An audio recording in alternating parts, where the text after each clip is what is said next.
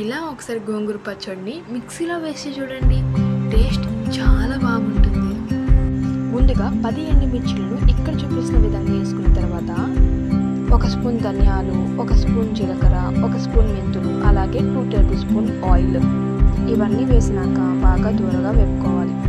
అలా వేపుకున్న తర్వాత టేస్ట్ కోసం కొంచెం ఇంగువ వేసుకొని దూరగా వేపుకోవాలి. అలా వేపుకున్న తర్వాత ఒక మిక్సీ జార్లోకి ఇవన్నీ కూడా వేసేసుకోవాలి. అలా వేసేసుకున్న తర్వాత గోంగూరని 3 సార్లు బాగా కడుక్కొని అదే బాండిల్లోకి వేసేసుకోవాలి. అలా వేసుకున్న తర్వాత దానిలోకి ఒక 4 టేబుల్ స్పూన్ ఆయిల్ కూడా వేసేసుకోవాలి.